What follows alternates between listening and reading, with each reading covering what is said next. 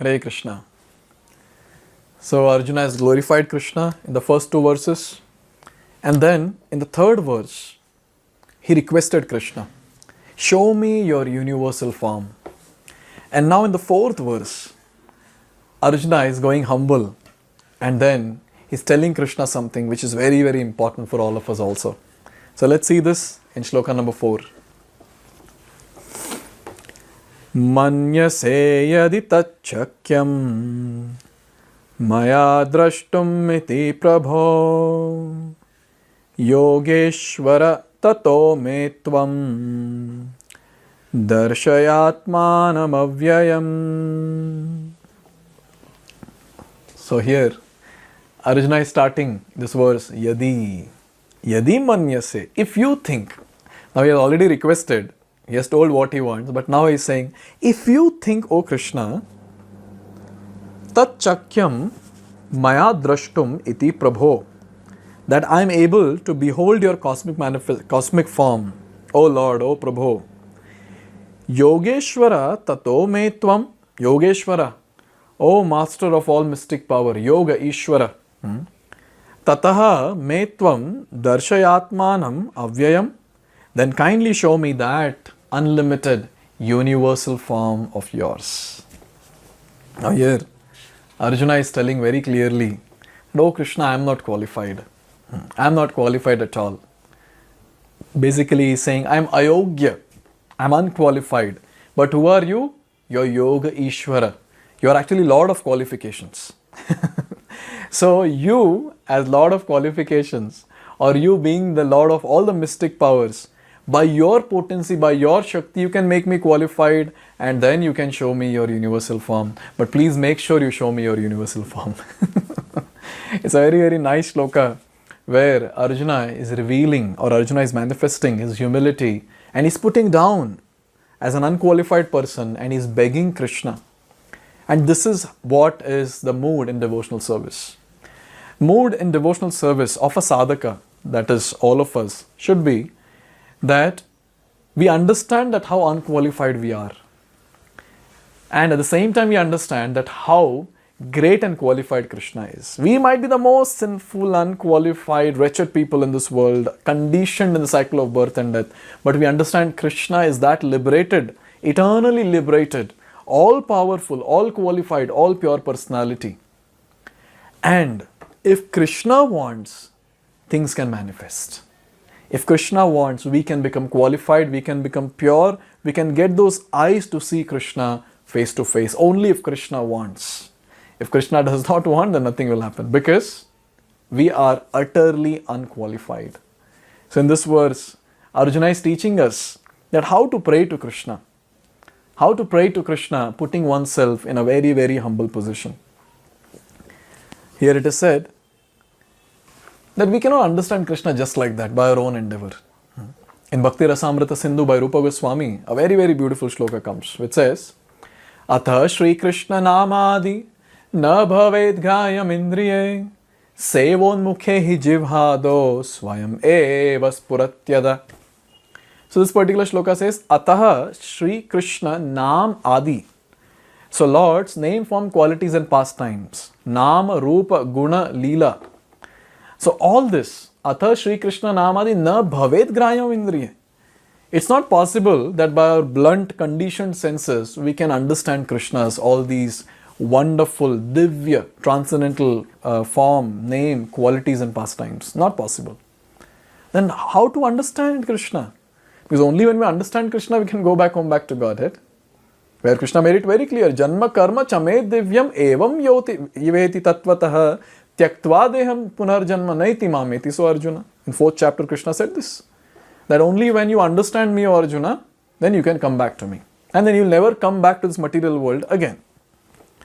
So to understand Krishna is very important. So how can we understand Krishna? This verse says, Sevon mukhehi jivhado swayam eva spuratyada. When we start serving Krishna, when we start doing seva to Krishna, starting from the tongue, vibrating the tongue to chant Hare Krishna, Krishna Krishna, Hare Hare, Hare Ram, Ram Ram, Hare Hare. So when we're vibrating our tongue to chant Hare Krishna Mahamantra and do various other services, using different parts of the body.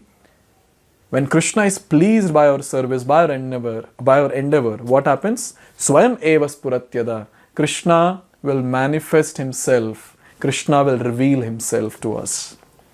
So we have to understand one thing, in bhakti, in spirituality, it's not possible for us to go and capture something. It's not about capturing. It's all about revelation. Only when Krishna reveals himself, we'll be able to understand Krishna, or else not possible. So here Arjuna is begging that, oh Krishna, please reveal to me. Please reveal yourself to me. Here it is said that every living entity is only a spiritual spark. Therefore, it is not possible to see or to understand the Supreme Lord. Arjuna, as a devotee, does not depend on his speculative strength. Rather, he admits his limitations as a living entity and acknowledges Krishna's inestimable position. Arjuna could understand that for a living entity, it is not possible to understand unlimited infinite. So, very nice word, unlimited infinite. So, how is Krishna? Unlimited, and he is infinite. And how are we? We are limited, infinitesimal. Krishna is Sindhu, he is the ocean, and we are Bindu, we are a drop. Now tell me, how can a Bindu get entire Sindhu within itself? How can we, who are very, very infinitesimal, understand Krishna who is unlimited and infinite? How is it possible? It's not possible. We are just spark of Krishna. We are just a tiny little part, fragmental portion of Krishna.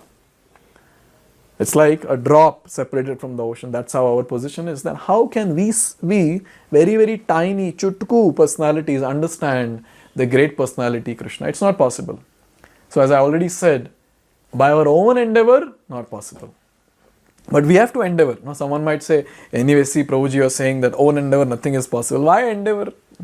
No, endeavor is important. We have to endeavor. We have to give our 100%. Why? Because that will attract Krishna's mercy.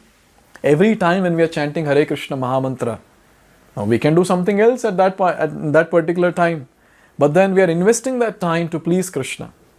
We are doing various other services to please Krishna. So we are doing some endeavor. But that endeavor will not take us closer to Krishna. But that endeavor will help us to attract the mercy of Krishna. Krishna will see, oh, how much my devotee is doing. Early morning he is getting up in Brahma Muhurta to chant my holy names. How nice this devotee is. And then Krishna will shower his mercy. And when he showers his mercy, then we become qualified by his mercy to understand Krishna or to see what Krishna is showing us, the revelation. So this point is very important. Endeavor is important. To attract Krishna's mercy, endeavor will not take us, or endeavor will not help us to capture Krishna. This is a very, very important point. Many times, many so-called people or common public, they say that why I am not able to see God. Arey Baba, you are so contaminated, sinful, unqualified person. How can you see Krishna? We cannot see so many things in this world and we want to see Krishna. From these eyes which are filled with blood and pus and mucus and bile and so many other things.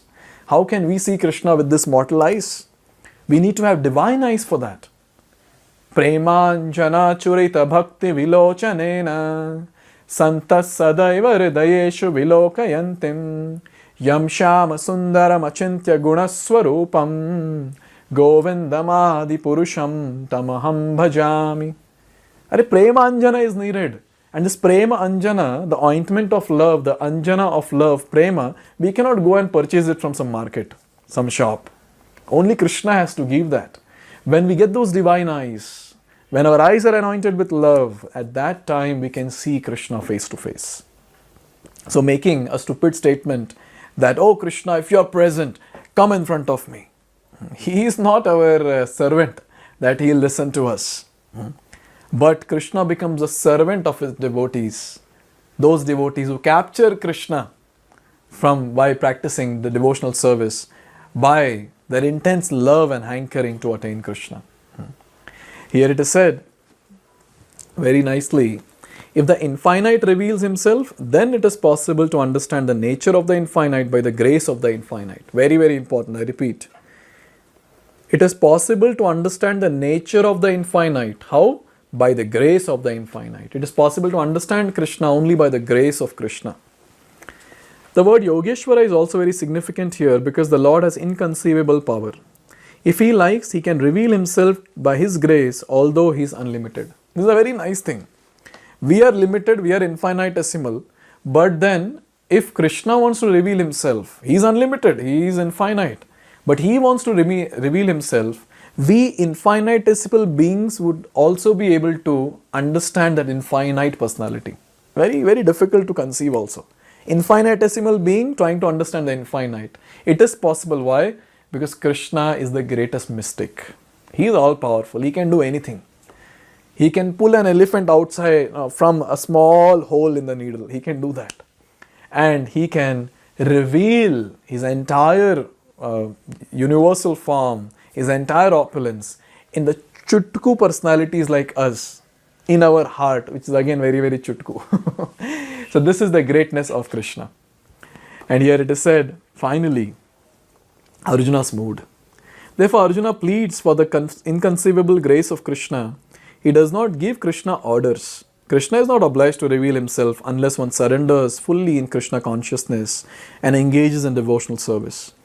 Thus, it is not possible for persons who depend on the strength of their mental speculations to see Krishna. Very, very important point. Arjuna is not ordering Krishna. Oh Krishna, show me your universal form. He is requesting, he is pleading, he is begging. This is the mood of a devotee. A devotee is always in the mood of begging. What is devotional service all about?